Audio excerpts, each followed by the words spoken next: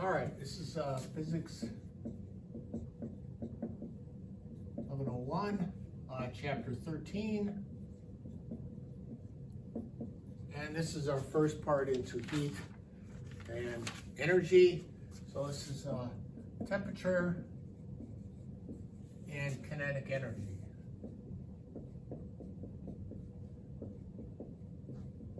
Right? So remember kinetic energy from earlier chapters, chapter 4 particularly, is 1/2 mv squared.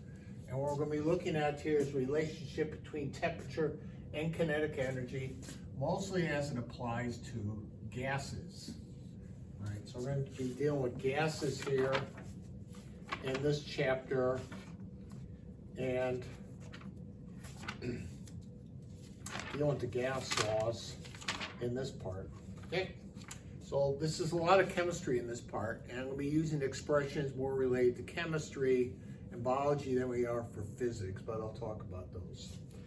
All right, so we talk about temperature. You have the video on absolute zero.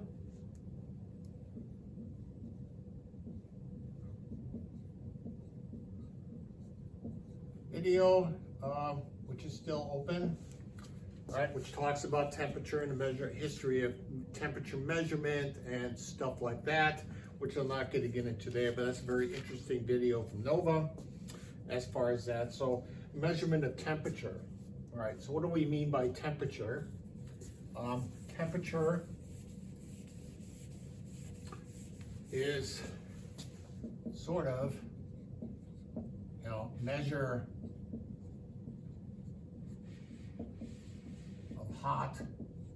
hotness or coldness, which is a pretty vague statement as far as what that means.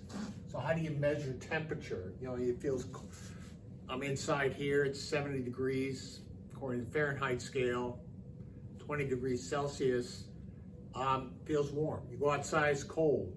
So what do we mean by that? And the concept of that? Again, we go back to the Middle Ages and stuff. Coal was actually thought to be a substance, right? Not just a measure of the molecules. So we have the temperature, and the first thing we wanted to do, to actually try and measure it was using thermometers. And it was realized a long time ago that there was a relationship between temperature, T, and volume. Meaning, as a temperature went up, the volume of a liquid in particular, because gases don't really increase in volume, for liquids, there was a rough relationship between temperature and volume. Pretty good relationship. So it's realized you could make a thermometer out of some kind of liquid. Alcohol, mercury eventually became the preferred method as far as that's concerned. So we measure temperature. And you look at, again, the video gets into how we developed the temperature scales. The one developed by under Celsius, and one by Daniel Fahrenheit. And so we have the different temperature scales, all right? So I'm gonna go straight to that. So our temperature scales are more based on the properties of water.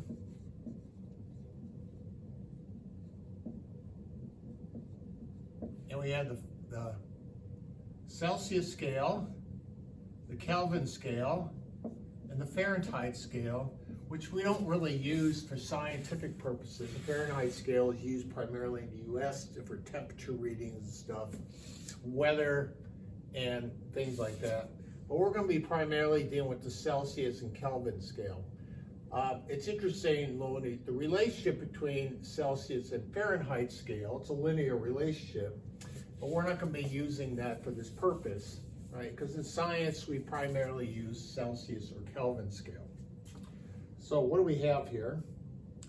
So if you look at the Celsius scale developed by Anders Celsius, Melting point of water, is 0 degrees Celsius, and in the Kelvin scale, it's 273 degrees Kelvin. Boiling point, which is why it's developed that, is 100 degrees Celsius, and this is 373 degrees Kelvin. So the relation between the Celsius and Kelvin scale is that the Kelvin scale is Celsius plus 273. No, Celsius scale is, so wrong. Kelvin scale is Celsius plus 273, right? So we have 0 degrees Celsius, that's 273 degrees Kelvin, and 100 degrees is 373. All right, so what we also have then is what we call absolute zero. And it was realized if we look at, not gases, but if we look at liquids, if we look at, not liquids, gases, if we look at a gas instead of a liquid, right, and we look at pressure versus temperature, then as we get cooler and cooler and cooler, and again, you can see this in the video, there's a point if we extrapolate it down, at the temperature 0, the pressure is 0. And it's realized this is what we call absolute zero. So for Kelvin, this is 0. For Celsius, this is minus 273. 273.16 to be precise, degrees Celsius. So this is absolute zero on the Kelvin scale. And so we use a Kelvin scale primarily for gases because it's a good relationship, and we end up, when we talk about the gas laws, it's important that you deal with temperatures in Kelvin. So this relationship, so if Celsius to convert it to Kelvin, just add 273 to it. All right? So, all right, so that's a part there. I'm not going to talk about the conversion between Celsius and Fahrenheit. It's not very important for this part here. Okay?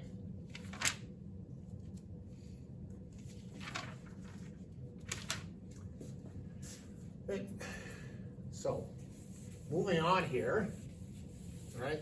So the next part we're going to do, I'm going to take this in order from the text. So we have the thermal expansion. And then I'll get into the gas laws. And what this is thermal expansion. We talk about liquids and solids. You can't talk about gases because a gas, if you increase the temperature in a container, it'll just increase the pressure. We'll get into that. We talk to gas law, we talk about PV and RT. But so we talk about thermal expansion is if you take a liquid or a gas and heat it, it will expand. Now for solids, this can be either in just length, so one dimension, so we'll refer to that as length, or in 3 dimensions, volume. All right? And for liquids, we can only deal with 3 dimensions. So we're only going to be dealing with volume for liquids. Because a liquid can only expand as a volume. You can't expand it in just 1 dimension. Even if you restrict it to, say, a cylinder that can open upwards, it's still just a volume. All right, So how do we define this? And this is very important in lots of things in engineering. If you ever noticed, bridges will have little gaps between parts of the bridge or roads, and this is to take into account that if the road if it heats up, the road will expand and cause it, if there wasn't a gap, it might cause it to buckle. So what do we have here? And for solids, the first thing is delta L. Change in L is L naught alpha delta T. Where delta T, where this is in degrees Celsius. Now one thing I should talk about, if we're talking about change in temperature, if it's in degrees Celsius, that's the same as a change in temperature in degrees Kelvin. A 10-degree change in 10 degrees Celsius is the same as a 10-degree change in degree Kelvin, because they're both the same proportion, they're just shifted. So we're going to be dealing with, for this part, we're dealing with this will primarily be using degrees Celsius because it's easier to work with. We don't need to deal with degrees Kelvin. All right, alpha is what we call a coefficient of expansion.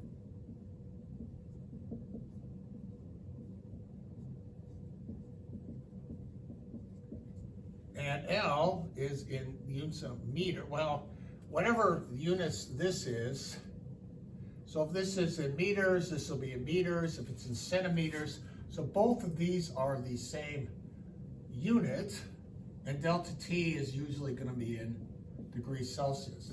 So this is a fractional expansion. So the book has some of this. So here's some of the characteristics here. We look at linear expansion, then we'll get into volume expansion. So these are tables. So for the test, this is table 13.1. For the problems, you'll use this reference, and for the test, I'll be giving you values that you need for that. So let's look at steel.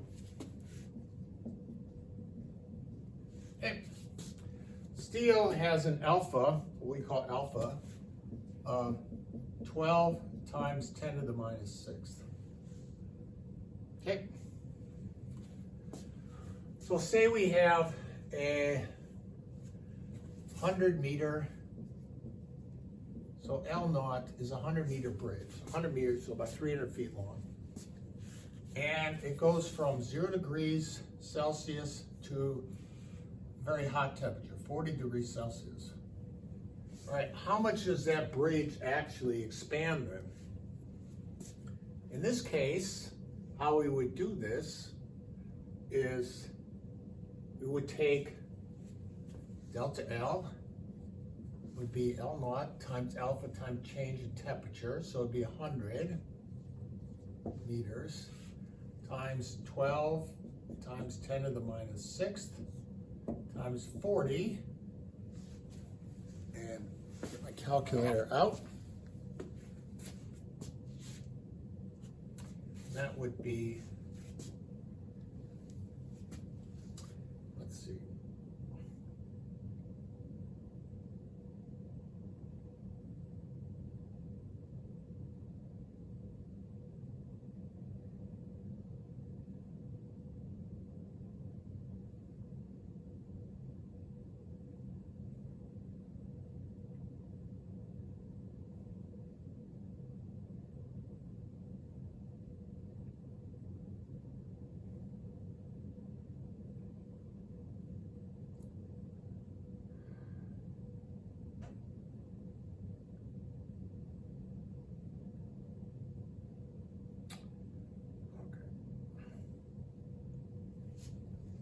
now let's work this out. All right, so 12, that's 1200 times 40. Let's see, that's times 10 to the minus 6th. That's 48,000 times 10 to the minus 6th, which is 4.8 times 10 to the fourth times 10 to the minus sixth, which would be 4.8 times 10 to the minus second, which would be 4.8 centimeters, which is quite large. All right, so that would be about that big. So a 100-meter bridge going from cool to very hot would increase by about that much in size. You can calculate it. I couldn't get my calculator very well, but that's an example there, all right? So that's thermal expansion of a solid. All right, now, if we look at, and you can do examples, and it would actually increase at all dimensions. I mean, basically, when you heat something up, it's like kind of like a magnifying glass. Everything expands in all three directions. It's just that for a bridge, you're only worried about the expansion this way. How big it expands that way is unimportant as far as the characteristics of the road are concerned. All right. So that's for a solid. Now, if we have a liquid, on the other hand, and we'll do that, we have similar expression, but instead of, for volume, instead of V, we have delta, instead of L, we have delta V. And so we have V naught, and we have a coefficient of volume expansion times change in temperature. Right? So a coefficient of volume expansion is, I can bring some of those up, are actually, for liquids, are actually quite large. Notice for steel, the liquid expansion was, solid expansion is 12 times 10 to the minus sixth. For gasoline, it's on the order of 950 times 10 to the minus sixth. So for gas, lean, it's 950 times 10 to the minus sixth parts per degree Celsius. Okay. So, and again, when we're looking at this, we have a relationship between temperature and volume. So temperature and volume. Now, one thing I talk about always is water, H2O. And if we look at water, it gets smaller and smaller until it reaches a point of 4 degrees Celsius, at which point that's its minimum density or maximum density, and then it starts to expand again until it reaches zero. So when it's at this point, and if you see this in the fall when the water gets colder, right, then it reaches this point, you have the turnover, so the cold water on the surface sinks and the very cold water rises up. And so what we have then, ice is less dense than water. It's one of the very few properties that does this, but it's what makes life possible on Earth, is because ice freezes from the top down, right? The surface of ice freezes and actually helps insulate the water below it. Otherwise, you have lakes and oceans freezing from the bottom up, and they would never melt. And that way, I mean, everything, all of Earth would be one frozen mess. So that's what makes that there. And this is unique, pretty unique to H2O. There may be other certain substances that do that, but it's not the case. Okay.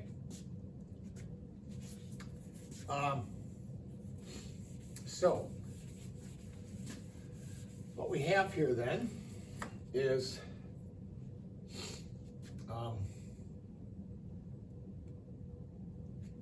and let's do an example of gasoline.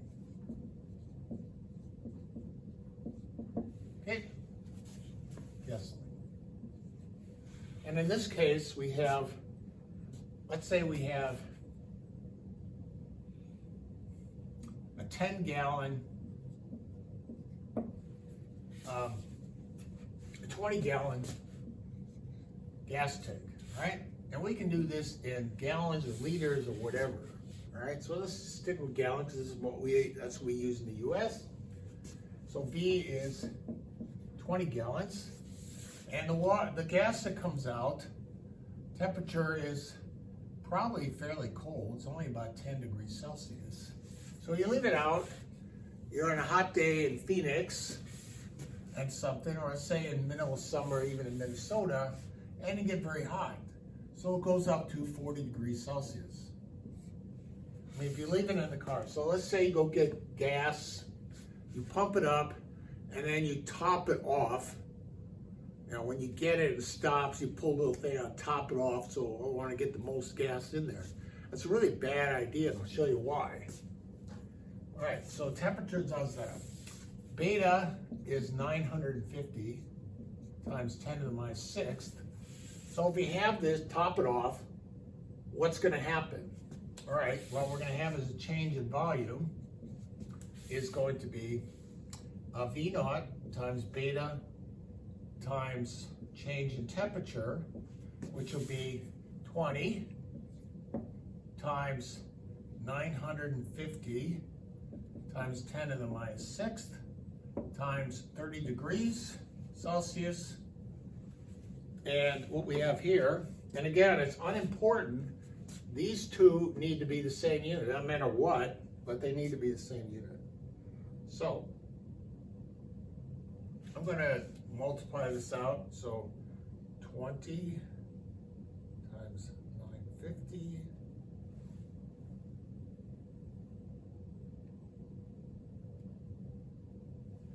all right, and this is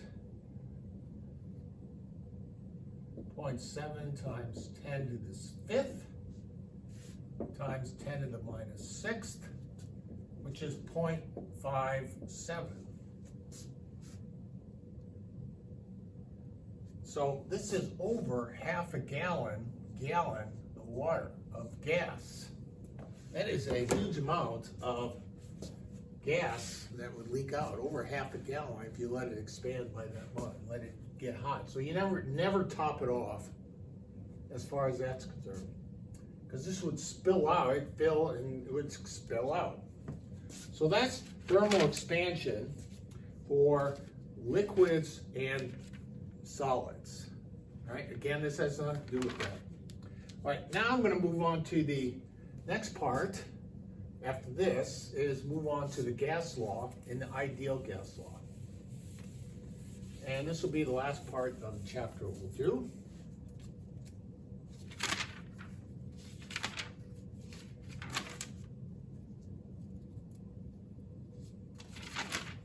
We'll deal with temperature, but the main part, so 13.6 is the ideal gas law.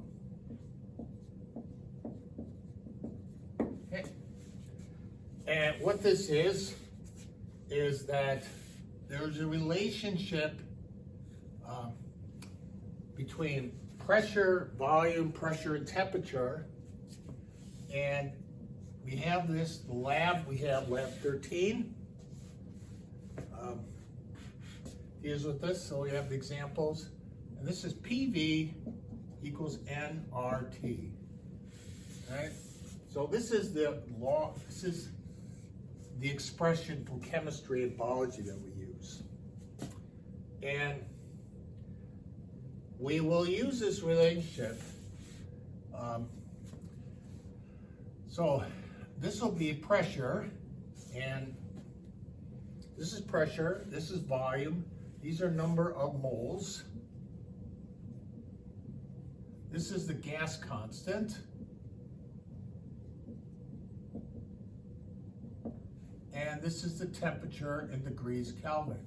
So it's important that you have this in degrees Kelvin, because otherwise, if you had Celsius, when you got below zero, it wouldn't make any sense.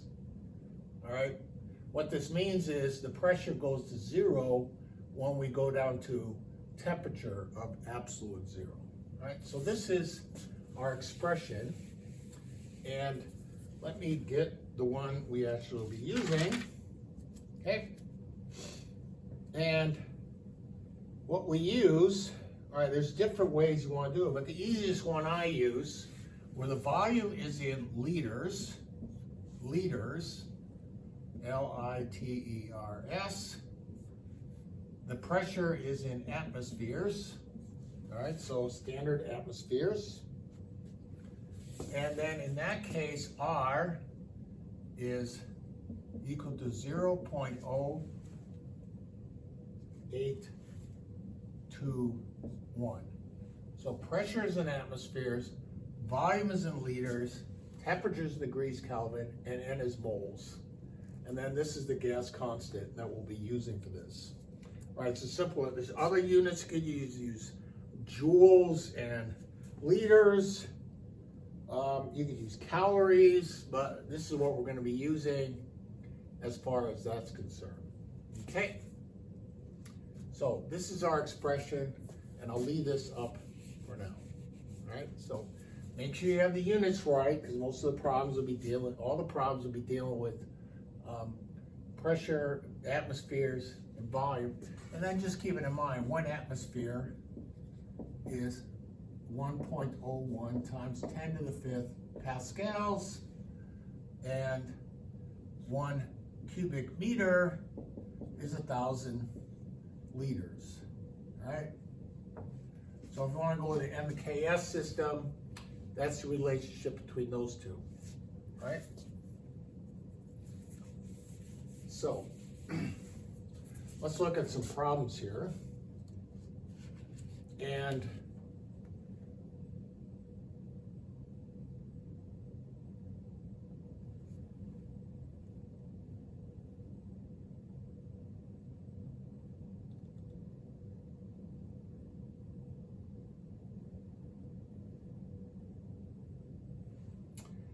okay, so let's do the simplest one, is what would be the volume if we had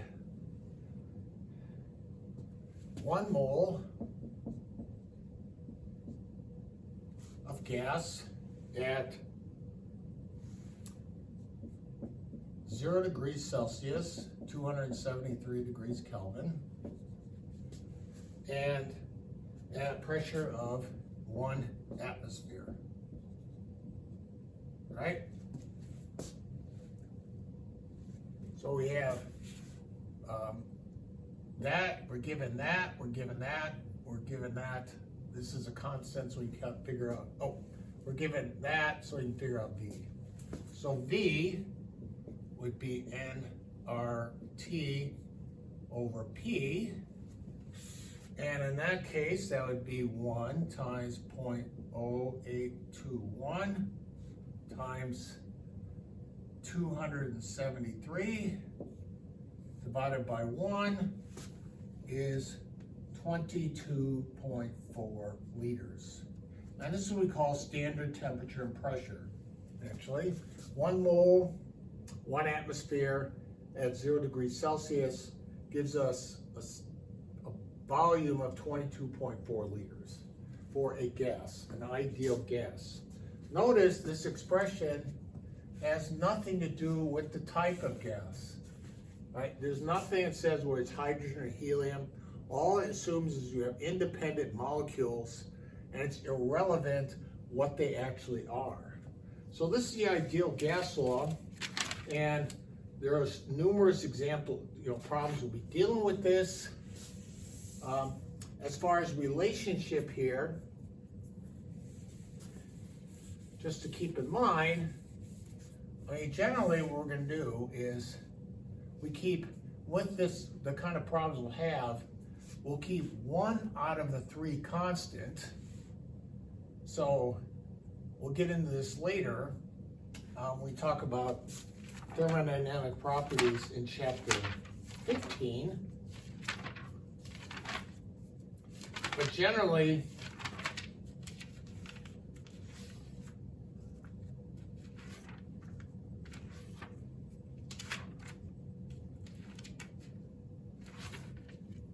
okay, so if we have T constant,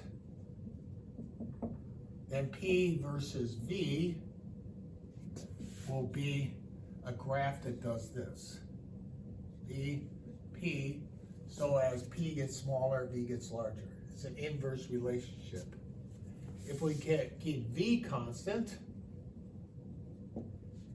then P versus T will be a linear relationship. And if we keep P constant, then V versus T will be a linear relationship. All right? So this depends on it. So we'll get into this more in chapter 15 for next semester. We won't do that this semester. These type of properties. So this is actually we call isothermal. This is called an isovolumetric or isobaric.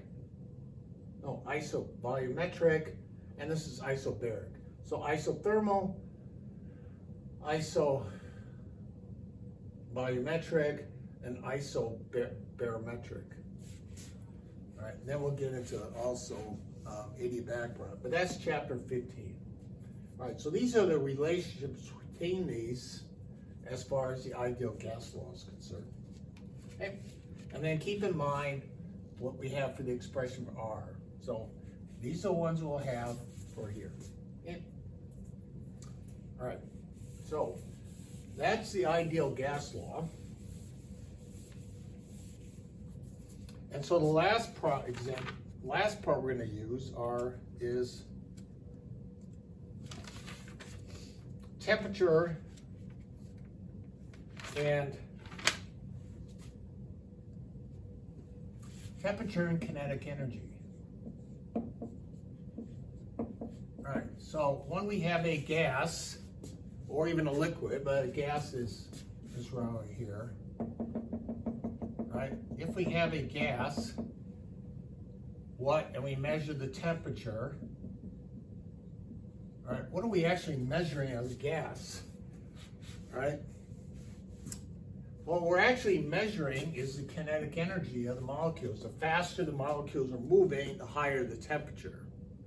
Well, and by statistics then, and I'll just give you the expression, kinetic energy is given by, back for 1/2 mv squared, which is then equal to 3/2 kT, where this is the Stefan-Boltzmann constant,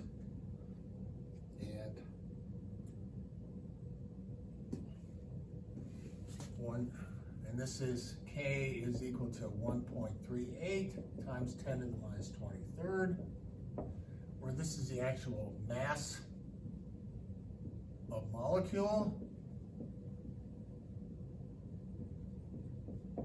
So this is in physics, as far as that's concerned. So what this expression means, again, when we go back to temperature, all gas, so if we have hydrogen and oxygen, H2 and O2, bouncing around, the temperature of all the molecules are the same. But if we have hydrogen, hydrogen is extremely light. Oxygen is relatively heavy. And what we actually see is that these move fast, therefore, and these move slow, because the kinetic energy depends. If you have a heavy molecule, then it's going to go much slower. The temperature is still the same. This has nothing to do, all the gases here, so both of these have the same temperature. Whatever the temperature of the hydrogen is, same temperature as the oxygen. It's just that the hydrogen molecules are moving faster. And they're not all moving at the same speed. What we actually see is a distribution of them given by something like this. It's what we call a Maxwell-Boltzmann distribution. There's a peak temperature. Okay. A peak speed. So this is number, speed, velocity. So there's a peak, V peak, and so we have a lot of them here for a given temperature. Again, as the temperature goes up, the peak will be here. So even if it's relatively cool out, right, you have some here, but you'll also have some that are going very fast. Now in the case of hydrogen and helium are extremely light, and what we see out here, these are moving very fast. And as they move very fast, some of them in the Earth's atmosphere escape up, and because they're going so fast, they just disappear and never come back. So as they disappear, then this goes, and this actually becomes smaller. And if they disappear out here, this pile spreads out, and they become smaller, and that disappears and becomes smaller and smaller, until eventually, after time, all the gas is gone. So in the Earth's atmosphere, there is basically no hydrogen and helium. So all the hydrogen we need, we use for, fusion cells, hydrogen fusion cells. It has to come from basically splitting water. And all helium actually comes from the Earth's interior. It's actually a byproduct of radioactive decay. That's how the source of all it is. And it's basically associated with natural gas reserves. So that's where you find natural gas. You have a tendency to find helium because it gets mixed in with that, floats up. So that is chapter 13. As far as that, we're not going to do anything on vapor pressure and humidity. That's beyond what I want to do, and I'm not doing anything on diffusion in this case. That's a little more advanced, not what I want to cover for that. So that's chapter 13.